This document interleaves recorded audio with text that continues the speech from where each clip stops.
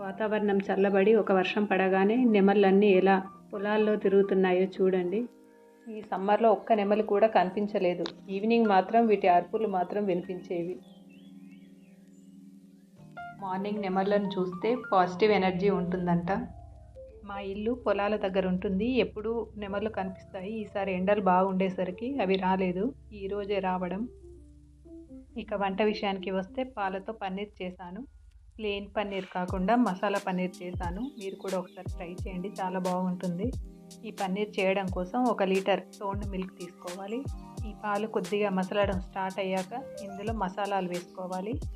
కొత్తిమీర, పచ్చిమిర్చి, జీలకర్ర, చిల్లీ ఫ్లేక్స్ ఇవన్నీ వేసి ఒకసారి కలుపుకోవాలి. ఇలా కలుపుకున్నాక ఇందులో వెనిగర్ వేసుకోవాలి. 2 స్పూన్స్ వెనిగర్లో 2 స్పూన్స్ వాటర్ కలిపి మిక్స్ చేసి అలా వేసుకోవాలి. నిమ్మరసం కూడా వేసుకోవచ్చు. ఒకేసారి పోయకుండా కొంచెం కొంచెం కలుపుతూ ఇలా పోసుకోవాలి. ఇలా వెనిగర్ పోస్తూ ఉంటే పాలు విరగడం స్టార్ట్ అయ్యి పాల నుంచి వాటర్ సపరేట్ అవుతూ ఉంటుంది. ఇలా వాటర్ సపరేట్ అయ్యాక వెంటనే స్టవ్ ఆపేయాలి. ఇంకా ఎక్కువసేపు ఉంచితే మనకి పన్నీర్ అనేది సాఫ్ట్గా ఉండకుండా రబ్బర్ లాగా సాగుతూ ఉంటుంది. ఇప్పుడు ఈ పన్నీర్ని ఒక క్లాత్ తీసుకొని అందులో వడగట్టుకోవాలి.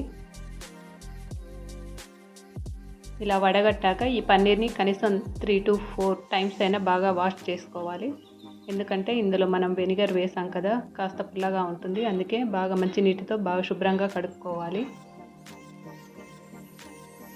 వెనిగర్ స్మెల్ అంతా పోయే వరకు బాగా కడుక్కున్నాక దీన్ని మూట కట్టి ఒకసారి గట్టిగా పిండేసి పైన ఏదైనా బరువు పెట్టాలి. ఈ బరువు కూడా ఎక్కువసేపు ఉంచకూడదు. ఒక 1/2 అవర్ to 1 అవర్ ఉంచితే సరిపోతుంది. అలా ఎక్కువసేపు ఉంచినా కూడా పన్నీర్ అనేది మనకి సాఫ్ట్గా ఉండదు.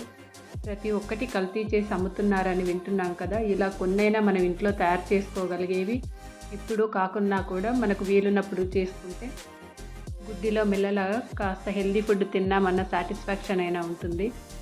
ఇక్కడ మసాలా పన్నీర్ రెడీ అయిపోయింది.